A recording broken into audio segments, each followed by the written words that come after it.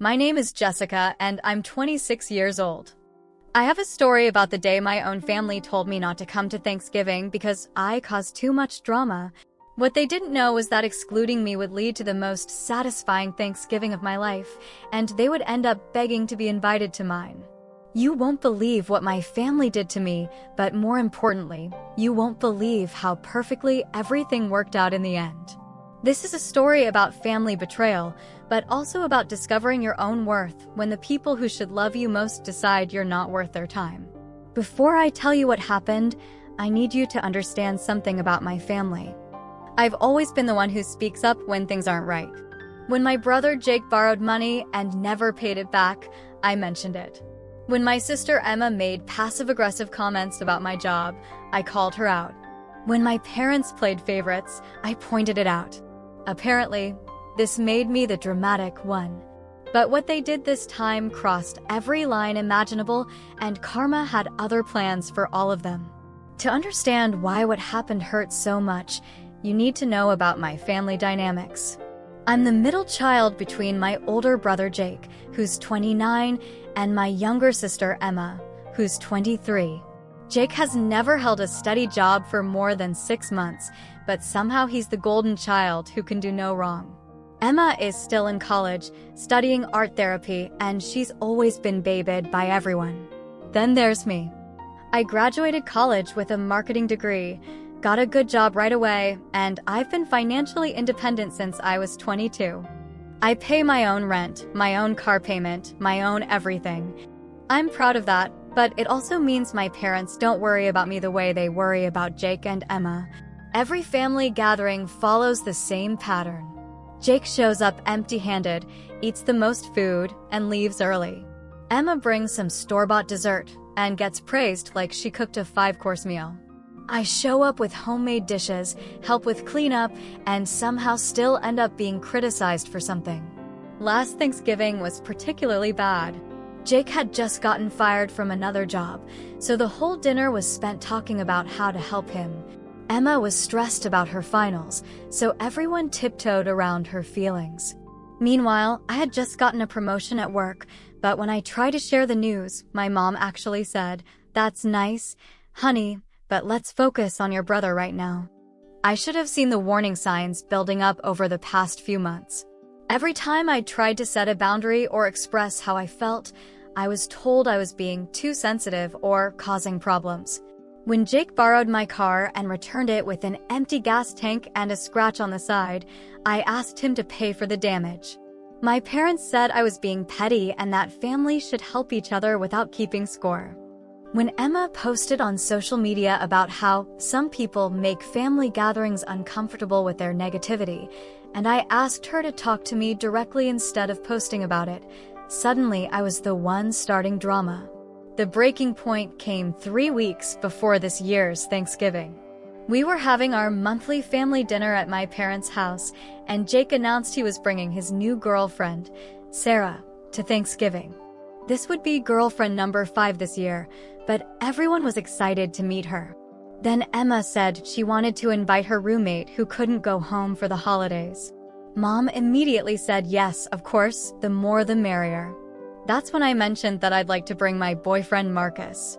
We'd been dating for 8 months, and he'd never met my family because every time I brought it up, there was some reason why it wasn't a good time. You would have thought I asked to bring a convicted criminal to dinner. Well, I don't know if we'll have enough space, my mom said, even though we'd just agreed to 2 other extra people. It might be awkward with so many new people, my dad added. Jake actually had the nerve to say, "Maybe you should wait until you've been together longer." Sarah and I have been together 3 months, and we're really serious. 3 months versus 8 months, but somehow his relationship was more serious than mine. I felt that familiar burning in my chest, the one I get when I'm being treated unfairly, but I tried to stay calm. I think 8 months is long enough to meet the family. Marcus is important to me. That's when Emma chimed in with her sweet, innocent voice. "Jessica, you always get so worked up about these things. Can't we just have one peaceful holiday?" And there it was. I was the problem again. Not Jake's irresponsibility, Not Emma's passive aggression, not my parents' obvious favoritism. My desire to be treated equally was the issue. I'm not worked up, I said, keeping my voice level. I'm just asking to bring my boyfriend to a family dinner, the same way Jake is bringing his girlfriend. It's different, my mom said, but she couldn't explain how. That dinner ended with an uncomfortable silence, and I left early. I should have known then that they were planning something, but I was still naive enough to believe that family meant something to them. Little did I know, they were about to show me exactly where I stood in their priorities, and it would be the wake-up call I never knew I needed. The call came on a Tuesday evening, exactly 2 weeks before Thanksgiving.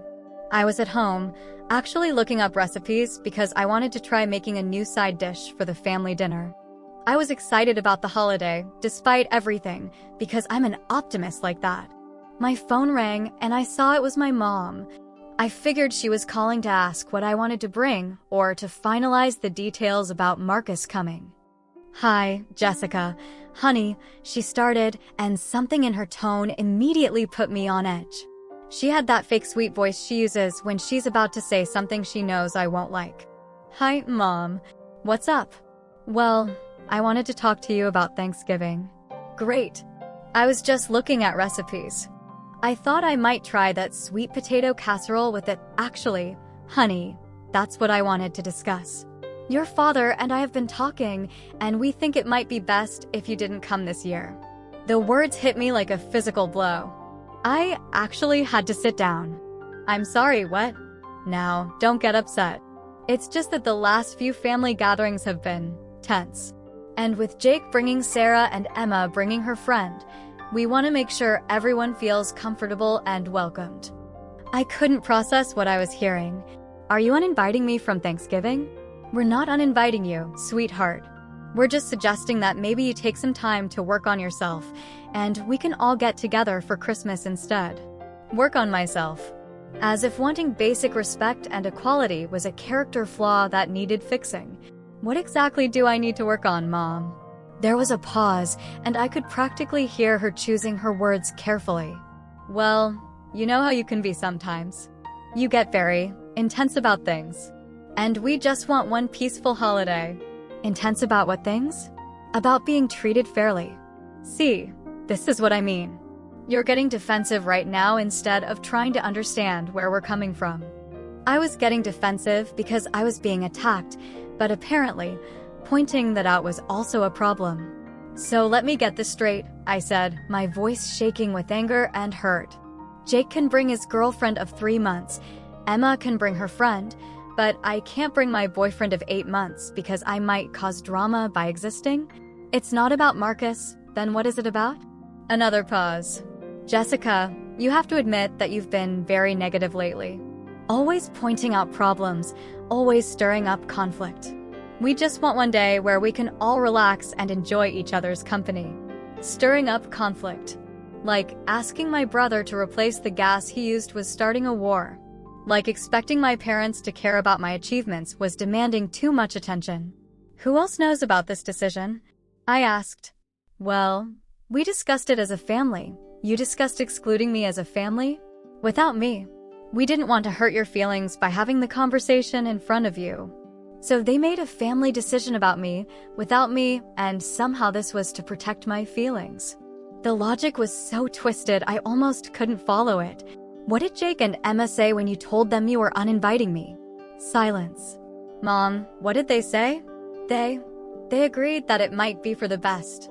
Just this once. And there it was. My own siblings had voted me off the island. The 3 of them had sat around, probably at another family dinner I wasn't invited to, and decided I was too much trouble to deal with. "I see," I said quietly. "Honey, please don't be upset. This isn't permanent. We just think I have to go," I interrupted. "Jessica?" "Wait," but I hung up. I sat in my living room, staring at my phone, feeling like I'd been punched in the stomach. My own family had essentially fired me from being their daughter and sister because I had the audacity to expect basic respect. The worst part wasn't even the exclusion itself. It was the fact that they all agreed. It wasn't like my mom made this decision and everyone else reluctantly went along. They had a family meeting, discussed the Jessica problem, and unanimously decided I was the issue. I cried for about 10 minutes and then something interesting happened. The hurt started transforming into something else. Something that felt a lot like clarity. That's when I realized that this wasn't actually the worst thing that could have happened to me. This was the moment I'd been waiting for my whole life without even knowing it. After I hung up with my mom, I did what any rational person would do in 2024. I went straight to social media to see if there were any clues about how long this plan had been in the works. What I found was so much worse than I expected. Emma had posted a photo from 3 days ago, her, Jake, and my parents at some restaurant I'd never been to. The caption read, "Family dinner planning session. Can't wait for Thanksgiving turkey heart, #blessed, #family, #grateful, family dinner planning session." They'd had a whole meal together, planning Thanksgiving, and not only was I not invited, I wasn't even mentioned. The comments were all from relatives and family friends saying how excited they were to see everyone. But wait, it got better. I scrolled back through Jake's recent posts and found a photo from 2 weeks ago, him and my dad at a football game. Dad and son time. Thanks for the tickets, old man. American football. Then I found Emma's post from the same weekend, her and my mom getting their nails done together. Mother-daughter pampering day. Love my mama. Nail polish. While I was working late and living my independent adult life, they were having family bonding time without me.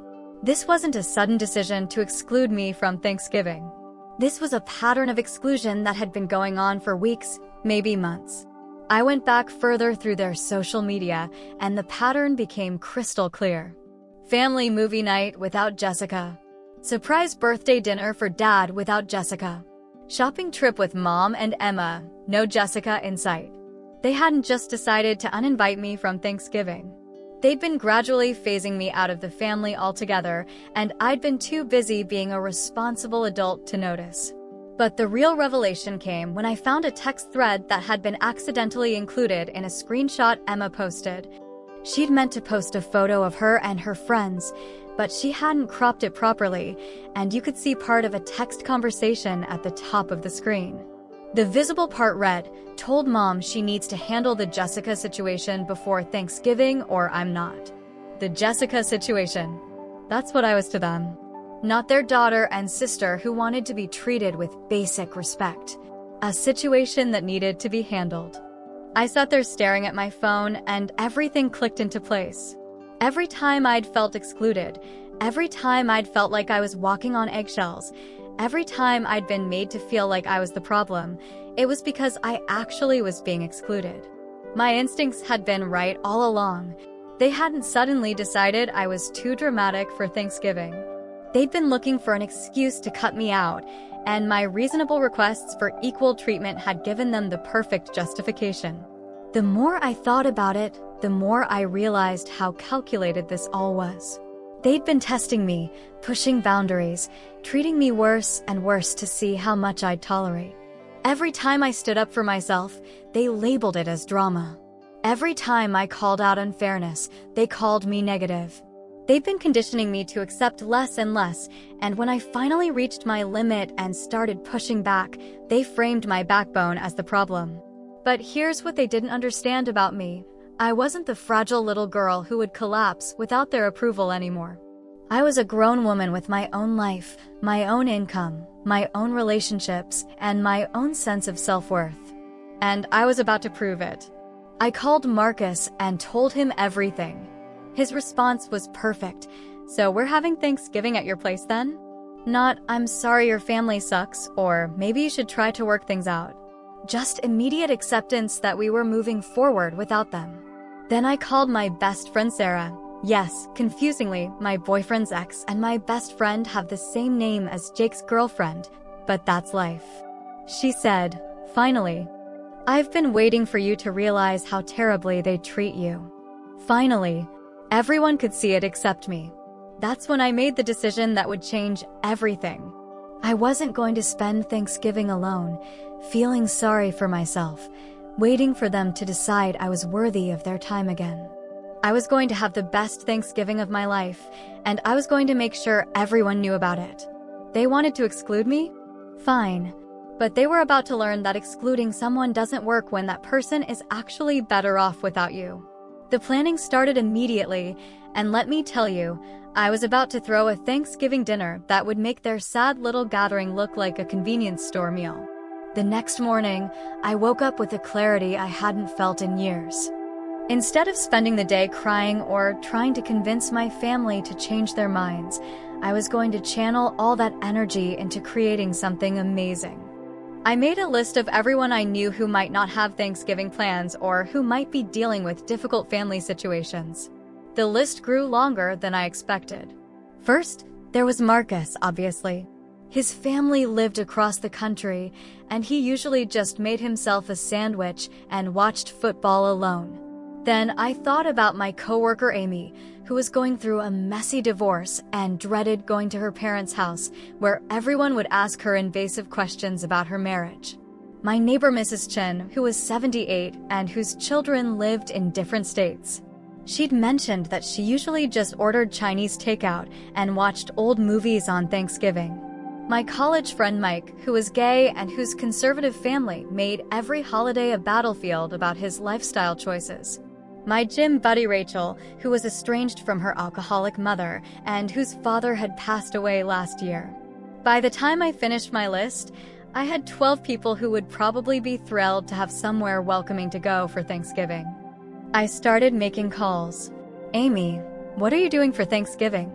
Ugh, going to my parents and listening to everyone ask when I'm going to start dating again. Why? Want to come to my place instead? I'm hosting a chosen family Thanksgiving for people who want to actually enjoy the holiday. Are you serious? Yes. What can I bring? Every single person I called said yes immediately. Not one person asked for details or seemed hesitant. They were all just relieved to have somewhere to go where they could be themselves without judgment. But I wasn't just planning a regular dinner. I was planning an event that would show my biological family exactly what they were missing. I spent the weekend transforming my apartment. I rearranged furniture to accommodate 12 people. I bought a beautiful tablecloth and real cloth napkins. I ordered flowers and candles. I created a playlist of music that would make people feel happy and relaxed. Then came the menu planning. Instead of traditional dishes that would make people think about their own family disappointments, I decided to make it international. We'd have Thanksgiving flavors, but from around the world. Marcus's grandmother had given him her Puerto Rican turkey recipe with sofrito and sazon. Mrs. Chen offered to make her famous Chinese-style green beans. Mike wanted to contribute his partner's family recipe for Korean spiced sweet potatoes. Amy was excited to make her grandmother's Italian stuffing with pancetta and herbs. This wasn't going to be some sad consolation prize dinner. This was going to be a celebration of chosen family, different cultures, and the idea that love is about what you bring to people's lives, not what DNA you share. I spent hours researching recipes, shopping for ingredients, and preparing make-ahead dishes. I bought decorations that were beautiful but not traditional. No pilgrims or autumn leaves, just warm colors and elegant touches that would make people feel special. The most important part was the planning I did around the emotional aspect of the gathering. I knew that several of my guests were dealing with family pain, just like I was. I wanted to create an environment where people could talk about it if they wanted to, but where they didn't have to perform gratitude for families that had hurt them. I made cards for each place, setting with prompts like, "What's something new you learned about yourself this year?" and "What's a small moment from this year that made you smile?" Instead of the traditional, "What are you grateful for?" that might make people feel bad about their family situations. While I was doing all this preparation, my phone stayed suspiciously quiet. No calls from my parents checking to see how I was handling the news. No texts from Emma asking if I was okay. No messages from Jake trying to smooth things over. Their silence told me everything I needed to know about how much they actually cared about my feelings. They weren't worried about me. They were probably relieved that I'd accepted their decision without fighting. Little did they know, I wasn't fighting because I was planning something so much better than anything they could offer. On the Wednesday before Thanksgiving, I was at the grocery store buying last-minute items when I ran into my Aunt Linda, my mom's sister. She looked surprised to see me. "Jessica, I thought you'd be at your parents', helping with tomorrow's prep." "Actually, I'm hosting my own Thanksgiving this year," I said cheerfully. Her face went through several expressions very quickly. "Your own Thanksgiving? But what about family dinner? What about it?" "Well, your mother said." "I mean, I thought you were all getting together as usual." "Interesting. So my parents hadn't told the extended family that they'd uninvited me. They were probably planning to make up some story about why I wasn't there." "Change of plans," I said. "I'm really excited about it, actually.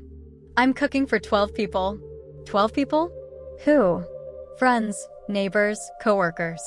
People who want to spend the holiday with people who appreciate them." I could see her processing this, realizing that there was more to the story than whatever my parents had told her. "That sounds lovely, dear. I hope you have a wonderful time." As I walked away, I realized something important was happening. For the first time in my adult life, I was making choices based on what would make me happy, not on what would keep the peace with my family. And it felt incredible. Tomorrow was going to be the day I learned what Thanksgiving was supposed to feel like when you're surrounded by people who actually want you there. Thanksgiving morning arrived, and I woke up feeling genuinely excited for the first time in years. No anxiety about what mood everyone would be in, no worrying about stepping on anyone's toes, no bracing myself for passive-aggressive comments. I spent the morning cooking, and my apartment smelled incredible. Marcus arrived early to help, and we worked together in the kitchen like a team. Mrs. Chin came by around noon with her green beans and stayed to help with prep work. By 2 p.m., my apartment was full of laughter, amazing smells, and people who were genuinely happy to be there. That's when my phone started buzzing. The first call was from Emma. I almost didn't answer, but curiosity got the better of me. "Jessica? Where are you?" "I'm at home." "Why? What do you mean you're at home?" "It's Thanksgiving." I could hear voices in the background. My family, probably wondering why she was calling me. "Yes, it is Thanksgiving. I'm having Thanksgiving dinner at my home with my friends." Silence. "Your friends?" "Yes, 12 of us. We're having an amazing time." More silence, then muffled conversation as she obviously covered the phone to talk to someone. "But you can't just have your own Thanksgiving." "Why not?" Because it's family time." The irony was so thick I could have cut it with my carving knife. "Emma, you literally uninvited me from family time. Remember, we didn't uninvite you. We just you thought I should work on myself instead of coming to Thanksgiving. So I did. I worked on surrounding myself with people who actually want me around." I could hear my mom's voice in the background, getting more insistent. "Mom wants to talk to you." "I'm sure she does. Tell her I'm busy hosting a dinner party." "Jessica, don't be ridiculous. Just come over. We can work this out." "There's nothing to work out. You made your decision, and I made mine. I have to go now. My guests need me." I hung up and turned my phone to silent. The dinner was absolutely perfect. Everyone brought such positive energy, and the conversations were fascinating. Mrs. Chin told us stories about coming to America in the 1970s. Mike and his partner talked about their upcoming wedding. Amy shared how much happier she'd been since her divorce. We went around the table sharing answers to my conversation prompts, and people opened up in ways that never would have happened at a traditional family dinner. Rachel talked about how she'd learned to set boundaries with toxic people. Marcus shared how grateful he was to have found a partner who stood up for herself. It felt like what Thanksgiving was supposed to be about: genuine gratitude and connection, not obligation and performance. Around 4 p.m., while we were enjoying dessert, there was a knock at my door. I looked through the peephole and saw my entire family standing in my hallway. My parents, Jake, Emma, and even Jake's girlfriend Sarah, all looking uncomfortable and uncertain. My guests noticed the sudden tension. "Everything okay?" Marcus asked quietly. It's my family, I said. The ones who uninvited me from Thanksgiving. Mrs. Chen, bless her heart, said loudly enough for everyone to hear, the ones who what now? I opened the door but didn't invite them in. What are you doing here? My mom looked shocked by the scene behind me, my beautifully decorated apartment full of happy people, the remnants of an obviously fantastic meal, the warm atmosphere that was everything their dinner probably wasn't. We wanted to see if you were okay. I'm more than okay. I'm having the best Thanksgiving of my life. I could see them taking in the scene, realizing that I hadn't spent the day crying and feeling sorry for myself. I'd created something beautiful without them. Jake stepped forward. Look, Jess, maybe we made a mistake, maybe? Emma was staring at Mrs. Chen, who was looking at them with unconcealed disapproval. You didn't tell us you were having a party. You didn't ask. You told me not to come to yours, so I made other plans. My dad finally spoke up. We thought you'd be alone. And there it was. They'd expected me to be miserable without them. They'd expected me to come crawling back, begging to be included, promising to be less dramatic if they'd just give me another chance. Instead, they found me thriving. Why would I be alone? I asked. I have plenty of people who enjoy my company. Sarah, Jake's girlfriend, looked mortified. She obviously hadn't known the full story about why I wasn't at their dinner. We could all go back to Mom and Dad's, Emma suggested weakly. All of us. Your friends could come too. It was almost funny. They'd spent weeks planning to exclude me, and now they wanted to absorb my successful party into their failing dinner. That's very generous, I said, but we're perfectly happy here. Besides, I wouldn't want to cause any drama. My mom flinched at having her own words thrown back at her.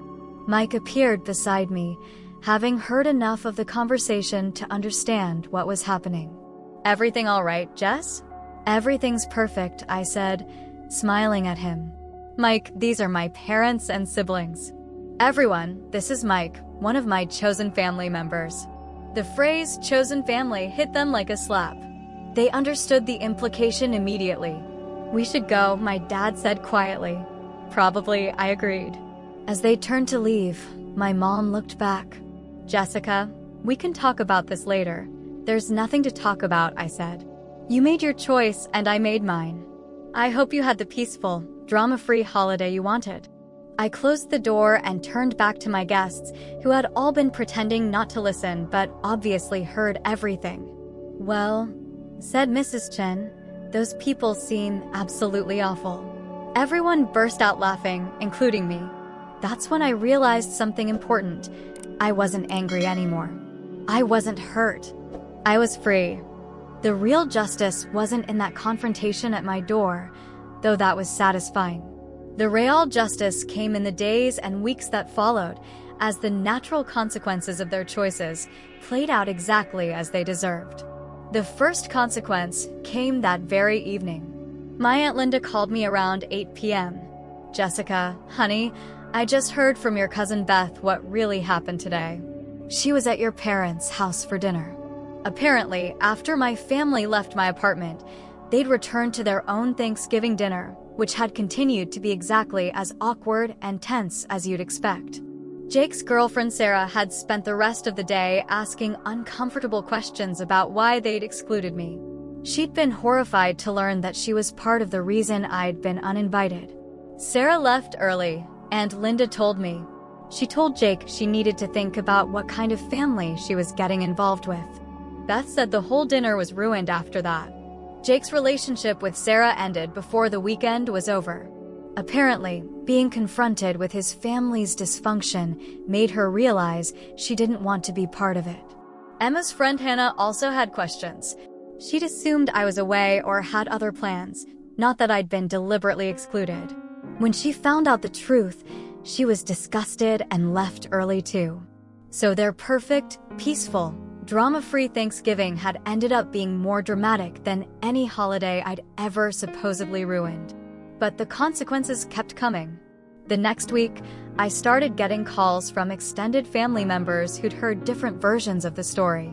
My grandmother, my mom's mother, was particularly upset when she found out what had happened. "I raised your mother better than that," she told me. "Excluding your own child from Thanksgiving? I'm ashamed of her." My Uncle Tom, my dad's brother, called to apologize for my parents' behavior and to invite me to Christmas at his house. "Your cousins miss you," he said. "We all do. We never see you at family events anymore, and now I understand why." The family grapevine was working against my parents in a way they'd never expected. Instead of people being told I was too dramatic to include, people were learning that my parents had excluded their own daughter for asking to be treated fairly. My mom tried to do damage control by calling relatives and explaining their side of the story, but it backfired spectacularly. The more she tried to justify their decision, the worse it sounded. "She said you were being negative and causing problems," my cousin Beth told me, but then I asked what problems, and she couldn't give me a single example that didn't make her sound terrible. Like, you asked Jake to pay for damage to your car, and that was causing problems? You wanted to bring your boyfriend of 8 months, and that was being dramatic. The social media aftermath was even more satisfying. I'd posted photos from my Thanksgiving dinner. Nothing petty or pointed, just beautiful pictures of happy people enjoying an amazing meal. The comments were overwhelmingly positive, with people saying it looked like the most wonderful Thanksgiving ever. Meanwhile, my family's posts from their dinner got noticeably fewer likes and comments than usual. Emma's post about their perfect family time had several people asking where I was, and she eventually just stopped responding to comments. Jake tried to reach out a few days later, probably realizing that losing his girlfriend over this hadn't been worth it. "Hey, can we talk? I think there might have been some misunderstandings about Thanksgiving."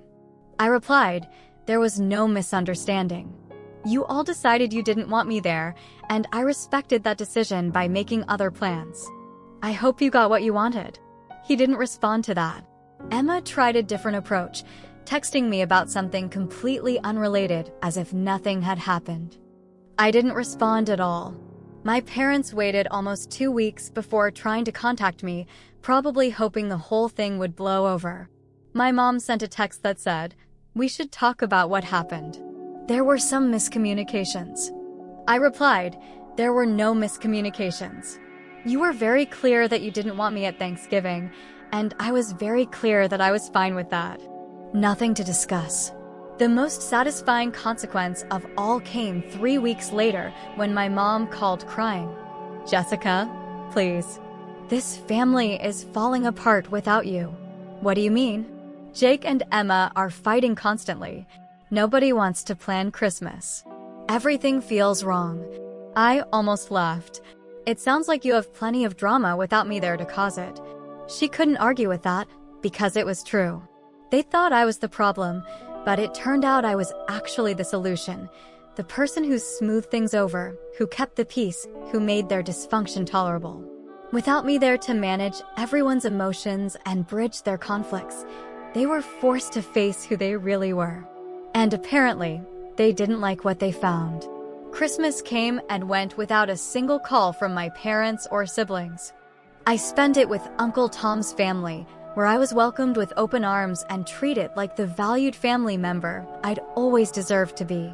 My cousins told me they'd always wondered why I seemed so stressed at family events, and now they understood. "You were always trying so hard to keep everyone happy," my cousin Sarah, yes, another Sarah, observed. It must have been exhausting. It had been exhausting, but I hadn't realized it until I stopped doing it. The new year brought new clarity about what I wanted my life to look like. I'd spent so many years trying to earn love from people who'd already decided I wasn't worth their effort. Now I was free to invest that energy in relationships that actually nourished me. Marcus and I got more serious, and he got to see me as I really was, not the stressed, defensive person I became around my family, but the confident, joyful woman I was when I felt secure and valued. My chosen family from Thanksgiving became a regular part of my life. We started having monthly dinners, celebrating each other's achievements, and supporting each other through challenges. Mrs. Chin became like a grandmother to me, sharing wisdom and recipes in equal measure. The most unexpected gift came 6 months later when I got a LinkedIn message from Jake's ex-girlfriend Sarah. She'd broken up with him after Thanksgiving, but she wanted me to know something. I wanted to reach out because I felt terrible about being part of the reason your family excluded you, she wrote. After I saw how they treated you, I realized Jake had been telling me stories about you that weren't true. He'd made you sound like this difficult, demanding person, but when I met you that day, you were nothing like that. You were gracious and strong, and I was impressed by how you'd built this beautiful chosen family. I hope you know that their treatment of you says nothing about who you are and everything about who they are. Her message confirmed what I'd suspected, that my family had been telling stories about me to justify their behavior, painting me as the villain in a narrative where they were the long-suffering victims of my unreasonable expectations. But the truth had a way of revealing itself, and people who actually spent time with me could see who I really was. 8 months after that Thanksgiving, I got an unexpected call from my mom. She was crying before she even said hello. "Jessica, I need to tell you something. Your father and I are getting marriage counseling, and our therapist asked us to examine our family patterns. She helped us see how we'd been treating you, and we're horrified." I listened without saying anything. "We scapegoated you," she continued. "That's what the therapist called it. We made you responsible for managing everyone's emotions, and then we blamed you when you couldn't do it perfectly anymore. We taught Jake and Emma that their feelings mattered more than yours, and we taught you that love was something you had to earn by being useful." It was the first time anyone in my family had ever acknowledged the reality of what had happened. "We know we don't deserve your forgiveness," she said. "But we wanted you to know that we see it now. We see how wrong we were." I appreciated the acknowledgement, but I also knew that recognition didn't automatically repair decades of damage. "I'm glad you're working on yourselves," I told her. "That's important work. Could we try to rebuild our relationship?" Slowly. I thought about it for a long moment. Maybe someday. But I'm not the same person who used to beg for your approval. I have a life now that makes me happy with people who value me. If you want to be part of that, you'll need to prove you can respect the person I've become. It's been a year since that conversation. My parents have been in therapy, and they've made some genuine changes. Jake and Emma have also had to confront their roles in the family dysfunction. We exchange texts occasionally, and we've had a few supervised family dinners at neutral locations. But my real family, my chosen family, remains the center of my life. We had our second annual Chosen Family Thanksgiving this year, with 16 people this time. Mrs. Chin brought her grandson, Amy brought her new boyfriend, and Mike and his partner brought their adopted daughter.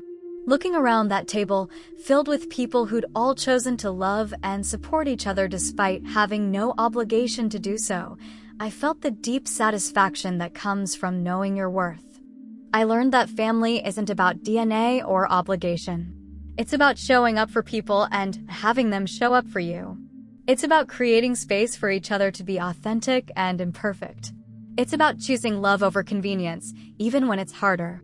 My biological family had to lose me to understand my value. My chosen family saw my value from the beginning. Looking back on this journey, I realized that being excluded from that Thanksgiving was the best thing that could have happened to me.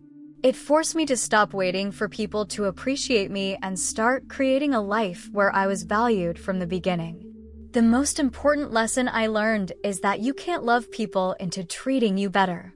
You can't be responsible enough, helpful enough, or quiet enough to earn respect from people who've decided you don't deserve it. Sometimes the most loving thing you can do for yourself is to walk away and build something beautiful without them. My family thought they were punishing me by excluding me, but they actually set me free. Free to discover what unconditional love actually feels like. Free to stop managing other people's emotions and start prioritizing my own. Free to understand that I was never the problem. I was just the scapegoat. To anyone watching who's dealing with toxic family dynamics, you deserve better. You deserve to be around people who celebrate your successes, support your boundaries, and appreciate your authentic self. Sometimes chosen family is the only family worth having. Which part of my story surprised you the most? And let me know in the comments where you're watching from. I love connecting with all of you. Don't forget to subscribe for more stories about finding your strength and living your truth.